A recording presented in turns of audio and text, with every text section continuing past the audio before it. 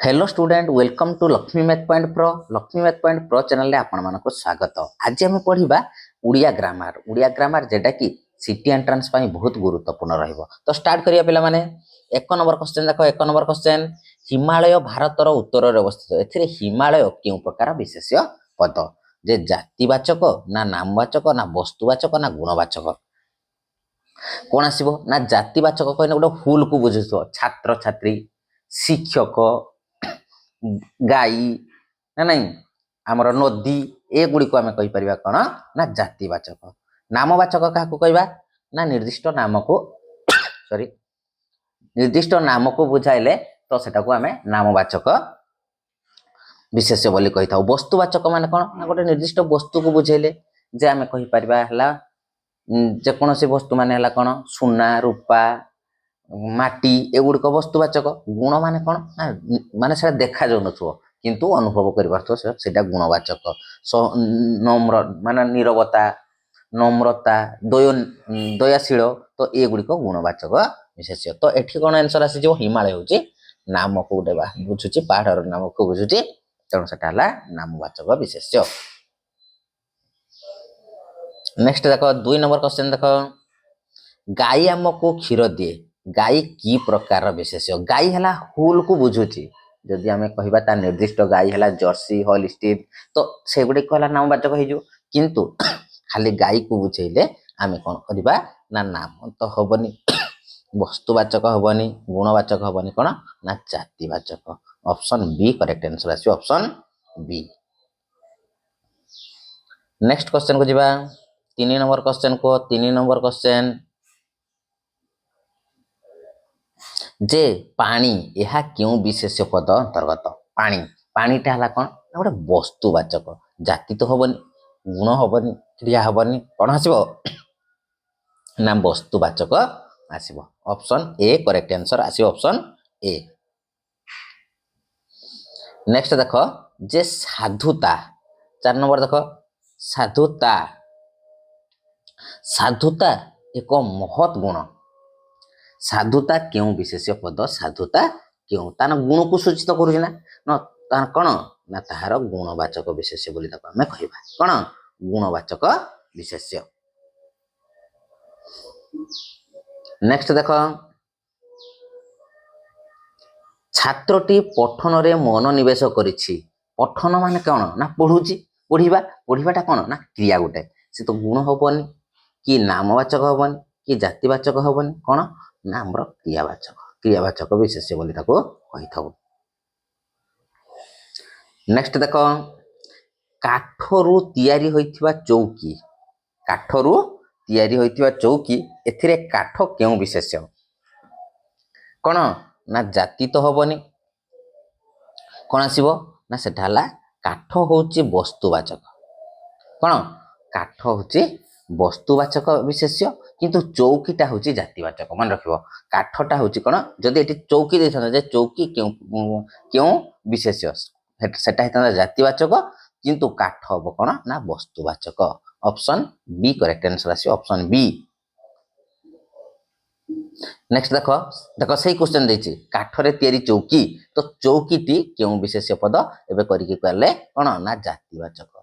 Option B correct answer आसी, कौन option B. Next देखो,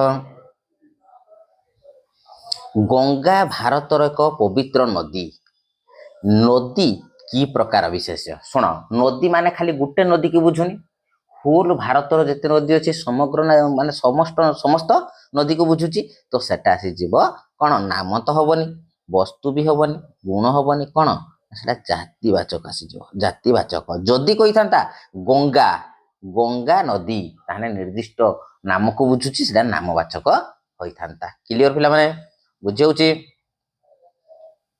नेक्स्ट देख, बाल्य यह क्यों विशेष्य पद?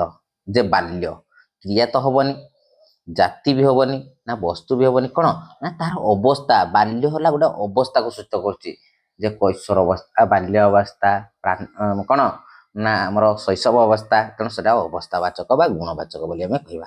तो ऑप्शन ए करेक्ट आंसर आसीज। नेक्स्ट देख, ରାମାୟଣ କେଉଁ ପ୍ରକାର ବିଶେଷ୍ୟ? ରାମାୟଣ ହଉଛି କଣ ନା ନାମବାଚକ।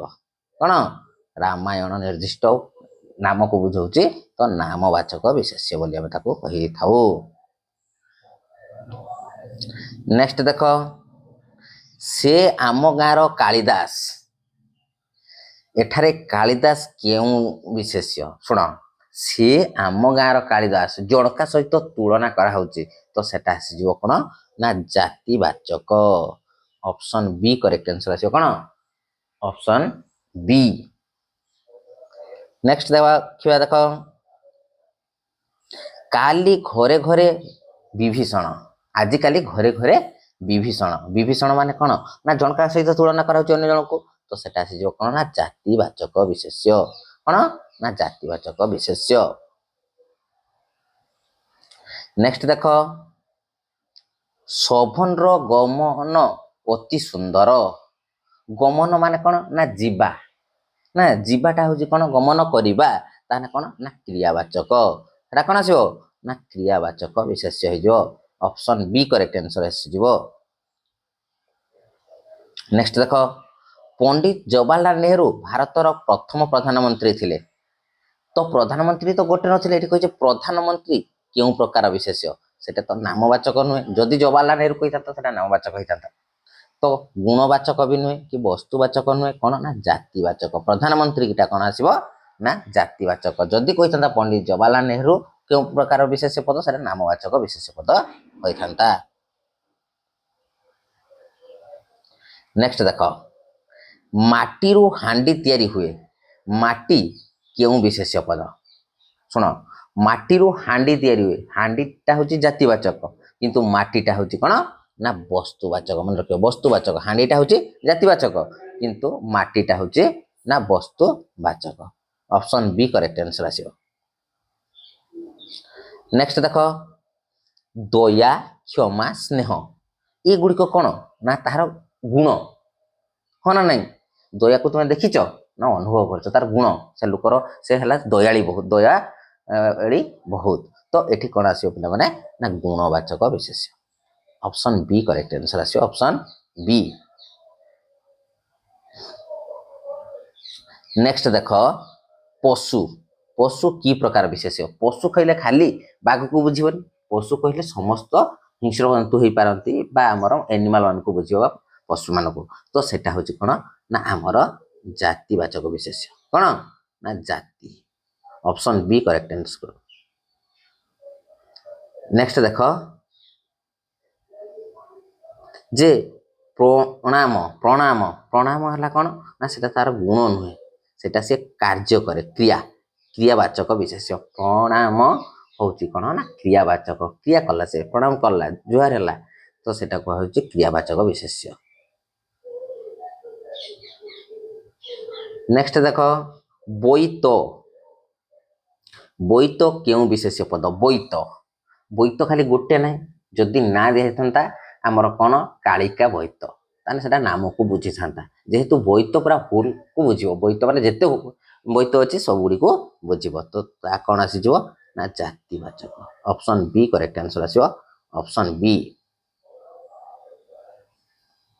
ଦେଖ, ମଧୁରତା ଏହା କେଉଁ ବିଶେଷ୍ୟ ପଦ? ମଧୁରତା ତା ଗୁଣବାଚକ ନା କ୍ରିୟାବାଚକ ନା ବସ୍ତୁବାଚକ ନା ଜାତିବାଚକ? ଶୁଣ, ମଧୁରତା ତାର ହେଲା କଣ ନା ଗୁଣ।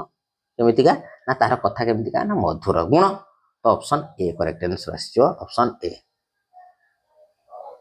ଦେଖ, କୌଣସି ନିର୍ଦ୍ଦିଷ୍ଟ ନାମକୁ ବୁଝାଉଥିବା ବିଶେଷ୍ୟକୁ କଣ କୁହାଯାଏ? ନିର୍ଦ୍ଦିଷ୍ଟ ନାମକୁ ଯଦି ବୁଝେଇଲା ତ ସେଇଟାକୁ ଆମେ ସଂଜ୍ଞାବାଚକ ବା ନାମବାଚକ, କଣ ନାମବାଚକ କୁହାଯାଏ। ନାମବାଚକ ବା ସଂଜ୍ଞାବାଚକ ବୋଲି ମଧ୍ୟ ତାକୁ କୁହାଯାଏ। ଅପସନ ବି କରେକ୍ଟ ଆନ୍ସର ଆସିଯିବ। ନେକ୍ସଟ ଦେଖ,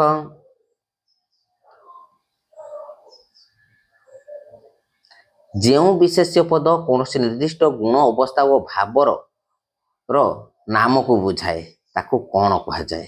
ଯେ ଭାବକୁ, ଗୁଣ, ଅବସ୍ଥାକୁ ବୁଝୁଛି ତ ସେଟା ଭାବକୁ ବୁଝେଇଲେ କଣ କୁହାଯାଇପାରିବ? କଣ କୁହାଯାଇପାରିବ?